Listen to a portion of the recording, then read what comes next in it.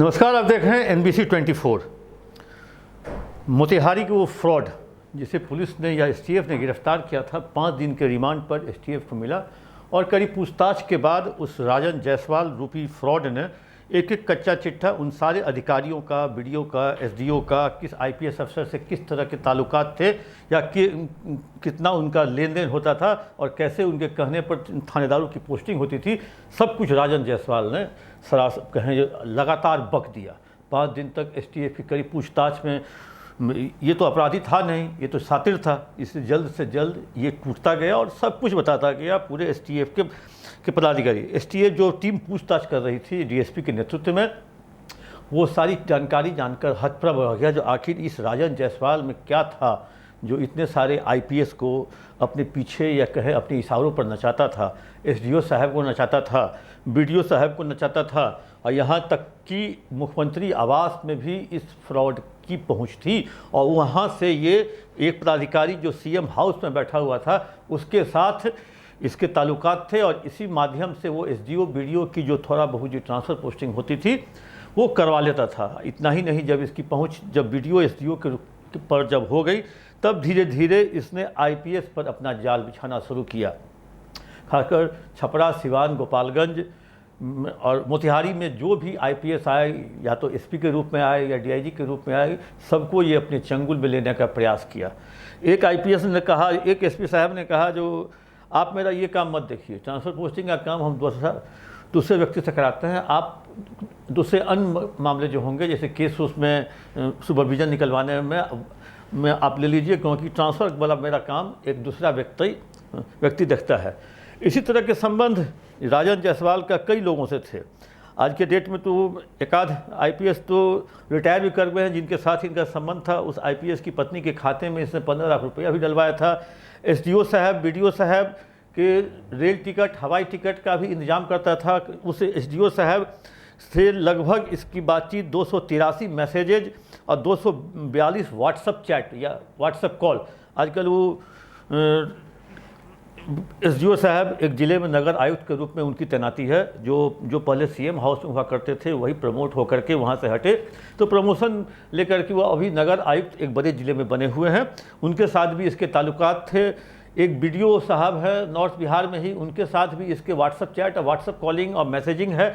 मतलब इस राजन जायसवाल ने कहे जो सारण प्रक्षेत्र के जितने भी DIG और जहाँ तक कि SP सबको अपने कब्जे में कर रखा था और सबको अपने इशारे पे नचवाता था। जो राजन जायसवाल कहता था वही SP साहब करते थे। ट्रांसफ़र पोस्टिंग भी करवाते थे और ट्रांसफ़र पोस्टिंग करवाने के बाद ये अच्छी खासी इसको रकम मिलती थी और उस ट्रांसफ़र पोस्टिंग के एवज में ये SP साहब भी इसको खुश करते रहते थे।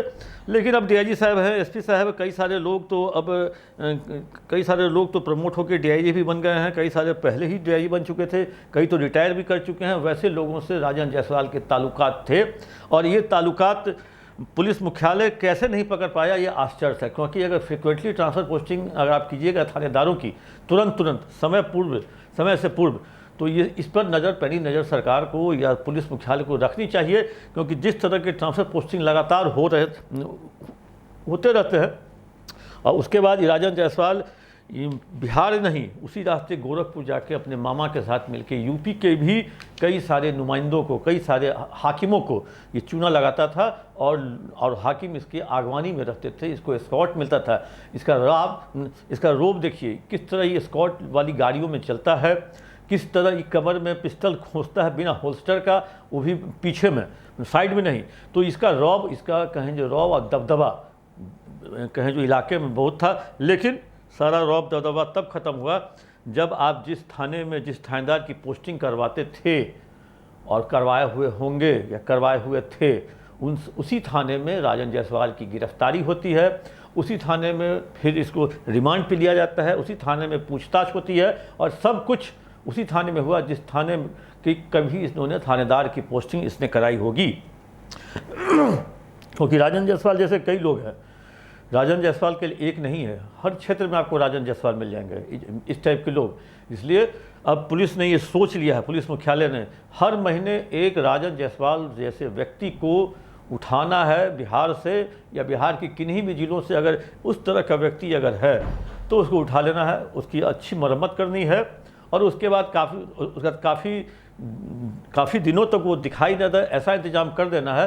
लेकिन राजन जायसवाल जैसे लोग सब जगह हैं, कहें बिहार में तो काफ़ी तादाद में राजन जायसवाल जैसे लोग हैं, लेकिन अब उसको रोकने की बारी अब आ गई है, क्योंकि उससे बदनामी कहें जो सिस्टम की और एडमिनिस्ट्रेशन की होती है, दोनों की होती है। लेकिन सिस्टम क्या, सिस्टम ही खुद उस पर जाके घुल जाता है, सिस्टम खुद जाके अपने आप को सरेंडर कर देता है। और राजन जैसे लोग हमारे दफ्तर में आते रहो और हमारे दफ्तर के माध्यम से कमाते रहो, और हम भी तुम्हारे मार्फत गांधी जी का दर्शन करते रहेंगे। तो इसी तरह से ये राजन का कन्फेशन था। राजन के कन्फेशन में बहुत कुछ खुला है।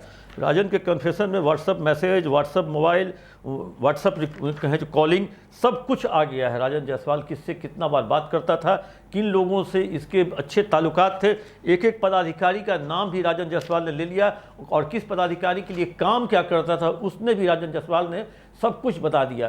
किसके लिए ट्रांसफर पोस्टिंग करता था, किसके लिए केस में काम करता था, किसके साथ घरेलू ताल्लुकात थे, किसके घर पे जाता था। ये कहें जो एक तरह से राजन जायसवाल ने आज सिस्टम की पोल या कलई खोल दी। दर्शकों दीजिए इजाज़त, जैसा कुछ होगा अपडेट आप तक फिर हम पहुंचेंगे, तब तक ले दीजिए इजाज़त। हाँ, आप अपना कमेंट बॉक्स में देना ना भूलें।